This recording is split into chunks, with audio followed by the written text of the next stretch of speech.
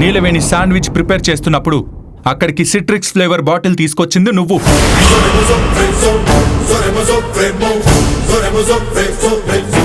పొరపాటుగానో plan ప్రకారంగానో ఆ Citrix flavour sandwich లో పడేలా చేసింది నువ్వు.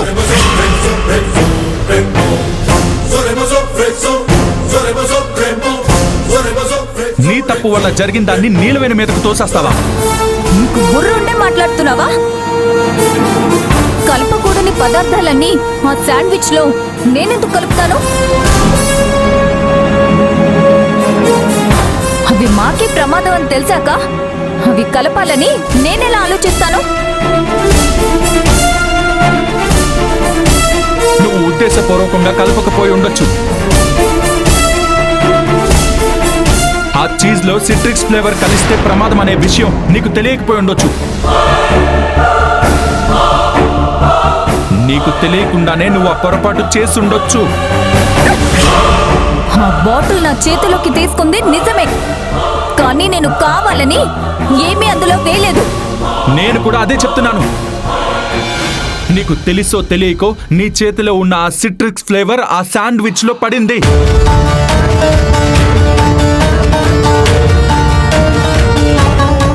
దానివల్లే ఒక మామూలు శాండ్విచ్ ఒక ప్రమాదకారిగా మారింది.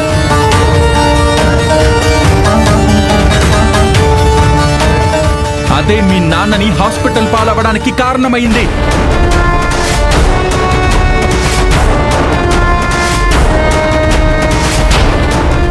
నువ్వు నీ చేతులతో చేసిన పొరపాటుని నీలవేణి మీద వేయడానికి ప్రయత్నిస్తున్నావు.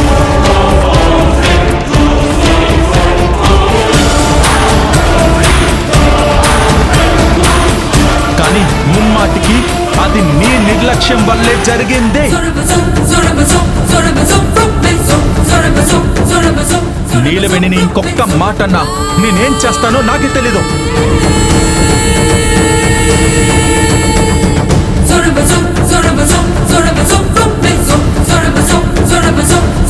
నిలవేణి పద.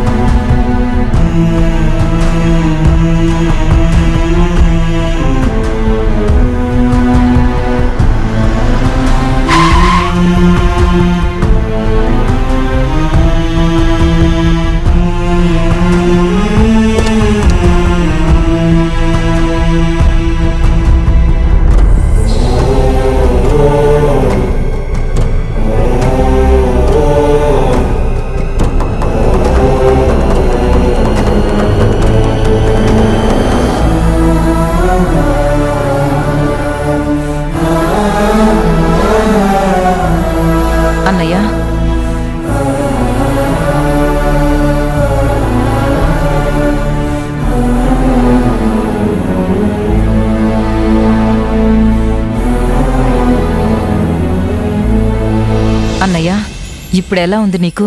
పర్వాలేదు కదా? డాక్టర్స్ ప్రమాదం లేదన్నారు కదా? మరేం ప్రమాదం లేదులే కాదంబరి, నువ్వు కంగారు పడకు.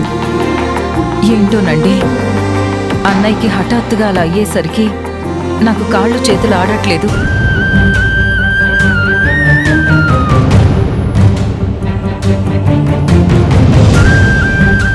అన్నయ్యని మళ్ళీ క్షేమంగా చూసే వరకు నా మనసులో లేదు.